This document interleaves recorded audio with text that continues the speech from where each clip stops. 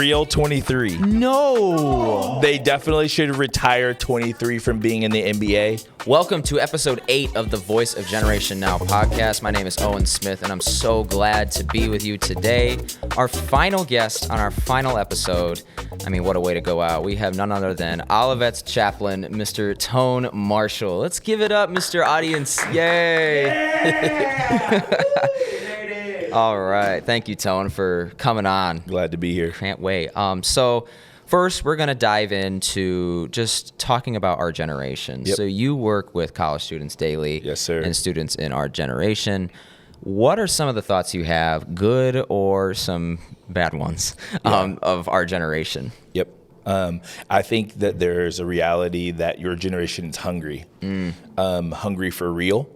And I think in being hungry, that can lead you to a lot of different things. So I think a lot of when you pose it as hunger, I don't know that that's necessarily bad or good, but it's important where you go with that hunger.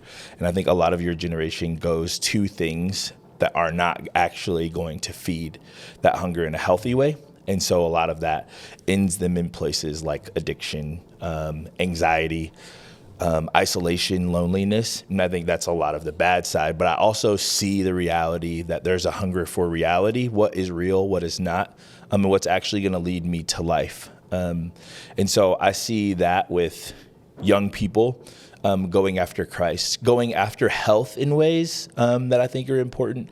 Like there's this kind of like self-help movement. While I think it could be bad, I really do think it's a real effort for people to try to figure out how to like find things that are life-giving for self. And I think it all really just comes around the reality that this generation is hungry. I think looking back at previous generations like mine and the generation before, I think there's a reality that as you look at those generations, you can see that while they tried as hard as they could, it didn't necessarily land them with, it didn't land us, didn't land them in this like abundant life.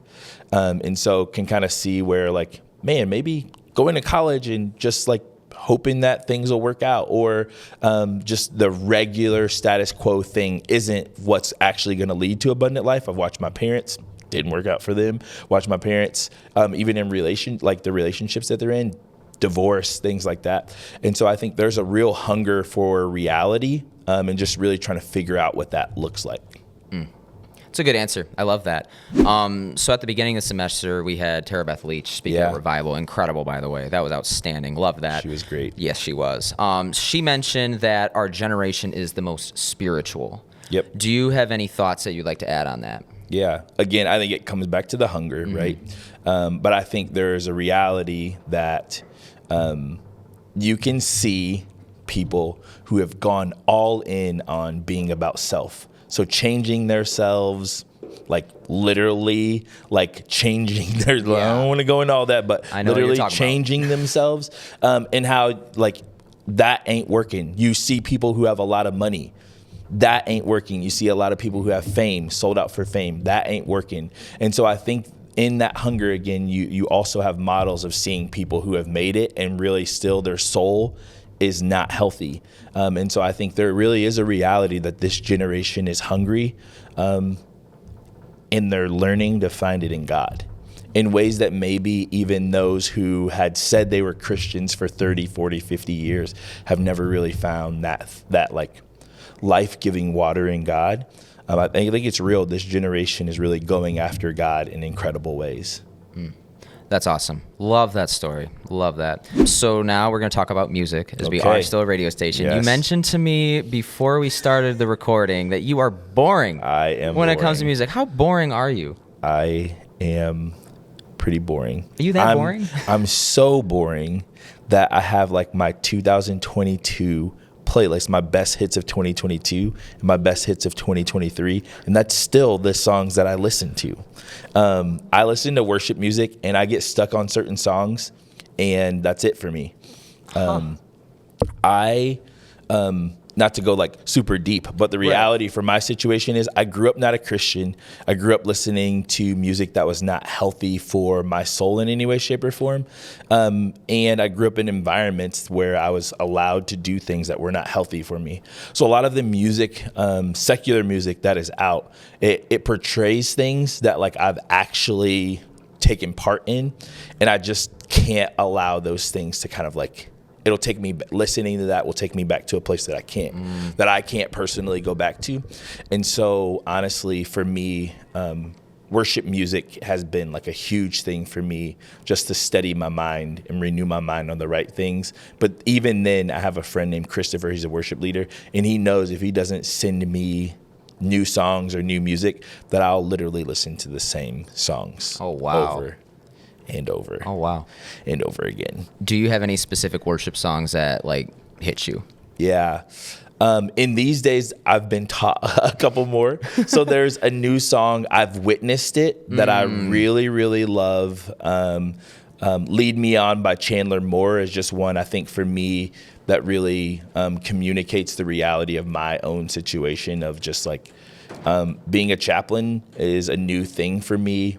Being a father is a new thing for me. And I think that song, along with Corey Asbury's CD that came out, I think last year, I've literally listened to it front and back too many times. So cool. But there's a song on there called Pioneer, and it's just talking about taking on new ground. And I think those two songs together, Pioneer, taking on new ground, and then God, Lead Me On, Chandler Moore, have been songs that have been huge for me. See, you're not that boring. You got some stuff. Come on. The only problem is those are like the only two songs I listen to. Well, it's better than none. It's better than none. Yes, sir. So let's go into the fact that we love chapel here. I love chapel. I know there's some people who are like on their phones. They don't pay in chapel. That's not me. That happens? Yeah. Yeah. I didn't know that. Maybe. Has there been maybe a sermon you've given, a sermon that a guest speaker has given, that you've heard that just was so good? Like this can be this year, last year, or whenever. Yeah. There was a revival whenever I was actually a student here. Perfect. I think it was Corey McPherson is the pastor, or at least that's what I remember.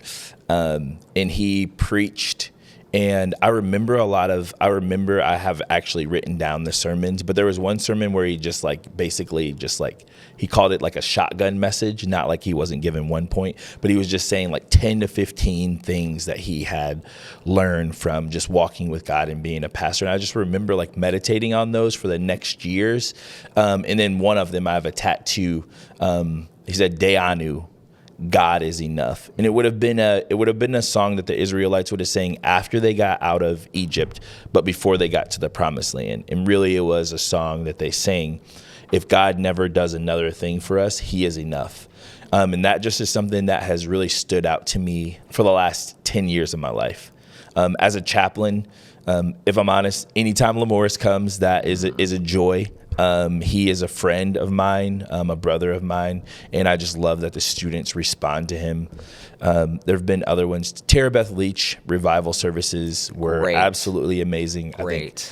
I think, I'll never forget just the feeling of the stronghold situation, her preaching to the students, and then just feeling like the Lord called me to help them to like really like break down those lies and replace it with the truth.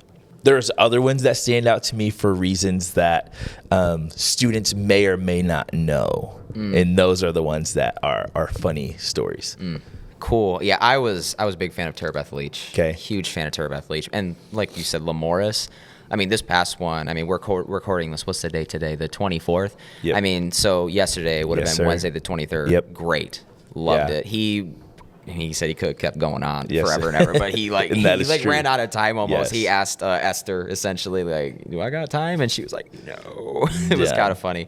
But one quick one.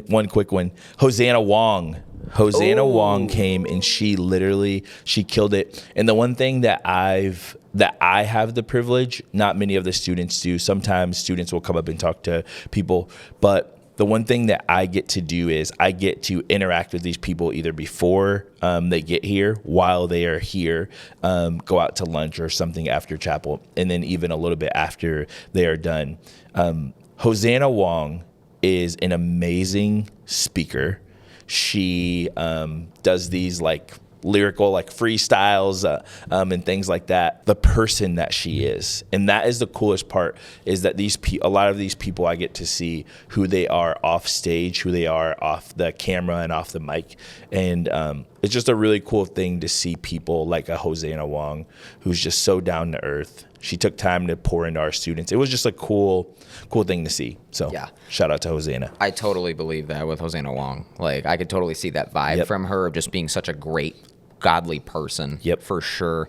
Basketball yes, now. Sir. You played Love basketball that. here, and you were pretty darn solid. 16th all-time in points. Yep. 5th all-time in rebounds. Come on. Are there any basketball, like Olivet basketball memories that are just straight up unforgettable for you? Yeah. My coach, Coach Hodge, was amazing. He was a coach here for around 30 years, and he was the type of coach, if you've ever heard of Bobby Knight, he's like, people would say he's like the Bobby Knight of the NAIA, but he demanded your best, and a lot of times for me, Coach Hodge was known for pulling the best out of you and doing more with less, which is a sign of a great coach. Yes. And so there's a story that always stands out to me. Coach Hodge from time to time would get mad at players and would kick them out of practice for doing things that they weren't supposed to do, but never like followed them or anything like that. So there's one time Coach Hodge, he'd been talking to me about not throwing one-handed passes, like being more strategic and not turning the ball over and valuing the basketball. And I threw a one-handed pass, and he just looked at me and he said, "Get out." And that's kind of how he used to talk. "Get out of here." And I'm like, what? Like, I had no clue what had just happened. And he like literally, get out of here, get off the court. And so I'm walking back, and I hear behind me swishy pants. And I'm like, Coach Hodge is notorious for wearing these swishy pants. And I'm like, there's no way he just left all the other guys on the court and followed me back to the locker room. That's just no way. And so I'm like, should I look back? I like, you know that feeling like your mom and dad are following behind you, and you're like, so I look back, and he goes, "Get in there." And I got yelled at a little bit in the locker room that day. It was a good time. But did you learn? It's a story that I will always remember, and grateful for Coach Hodge. I still think I threw some one-handed passes, but that's great. But that was a story that I always remember. That's a great story. He's a legend. Sir. He's a legend. One quick one. Jordan or LeBron? It's not even a question. I gotta ask it. What's the point? I gotta ask it. Do you know who LeBron James is? No way. Are you a LeBron guy? The real 23. No. They definitely should retire 23 from being in the NBA, and it should just say JAMES, James. No. LeBron James. All-time leading scorer. Oh, my gosh. Going to be top 5 in 3 statistical categories. Oh, he's the GOAT. Man. It's really without question. So I won't argue only because I'm a baseball and football guy. There you go. However, I think Jordan's the GOAT. I won't argue because I'm not as educated in basketball as other sports. Mm-hmm. So I will rest my case. So let's agree to agree. We'll agree. LeBron. No, I can't do that. Agree I can't to agree. do that. I will LeBron is the GOAT. I will agree to disagree. Agree to agree. No, it's not even really a question. 6 rings. All right. Would anyone like to go for it? Ruben. Mr. Rubin has a question. I had to ask that. And then maybe one of my sons will ask a question. So since the NBA season just kicked off, yes, I sir. think we're like in what, 3 games into? The this is like day 3. Day 3. Day okay. 3. Yes. So too early to predict, but who do you have for the finals this year? Ooh. I think you have to have the Celtics in there. There's no way you don't. If Porzingis is healthy, they're probably going to win it all. The West is wide open. I do not love the moves that the Timberwolves have made. Really? I don't think that's actually going to help them to be better, even though I love Ant-Man. He's great. I don't think the Mavs are going to duplicate what they did last season. Really? Even with Clay? I don't think so. Okay. I actually think the Warriors came out better in that situation with Buddy Hield. Okay. That's my thought. Take. I think you have to put Denver back there. Ooh. I think you have to. With the Westbrook now on the team. Yeah, but it's really Jokic at the end of the it's day. Jokic. He's too good. So Do you have the Bulls in any good position this year? Do we need to No. talk about that? No. Yeah. That's one thing I do know. The Bulls are terrible. Yeah, primarily because they once had that guy named Jordan. That's why they're not so good. But Same with the we'll Lakers. just leave that there. So it wasn't just me. That cat trade was really weird. It was interesting. Yeah. It was interesting. That was something I did not expect. Yep. I think my son Daxton has a question. Ooh. He does not have a question. No, he does not have a question. I think Barrow has a question. No, He no does not have question? a question. No. If I ever got to set a record for youngest audience member to ask a come on. question. Oh, Dax, ask a man. question. No questions? He said hi. He said hi. Do we have another question? Go for it, Ruben. I love the basketball question, by the way. It's good. Is there any other sport than basketball that you're into? Yeah, I played tennis in high really? school. I started off the first time I ever touched a tennis racket was whenever I tried out as a freshman. But I ended up senior year being 18-3 and number 2 singles. So I absolutely love tennis. Never quite got into baseball, played football, love a lot of different sports. But my new sport actually that I love is golf. I'm a golfer. I would rather golf than play basketball at this point in my life. See, that's where we can have a conversation. Yes, sir, we can. Huge golf guy. Yes, I sir. love golf. I actually took, Elliot. Yes. I took Elliot with me to a course back Time home. He out. texted- It's you. Yep, that You was told me about that was course. me. So You said I have to go yeah, sometime. He texted you. We were playing, and he's like, "I gotta text Tone about Yes, this." sir. He said you responded with, "I will go." Something along the lines of that, bro. Yes, sir. I might be able to get you in there. Please. I You worked worked there. I worked there. Okay. So yes. might gotta get something situated with Yep. that. I love in the background. We got a panda. Is that what that is? Yes, sir. We got a little. Mr. Panda. Does the panda have a name? Come on. What's the panda's name, Barrow? What's his name again? Oh, Bamboo. Yeah, Bamboo. That's a is good the panda's name. name. It's great. Oh, And we my got guy one Dax has some Pokemon cards. Ooh, you a Pokemon guy? Yes. All right. That's sweet. He's got them all. You got a favorite Pokemon? Right now, Mewtwo. Mewtwo? Okay. Yes, sir. Definitely not.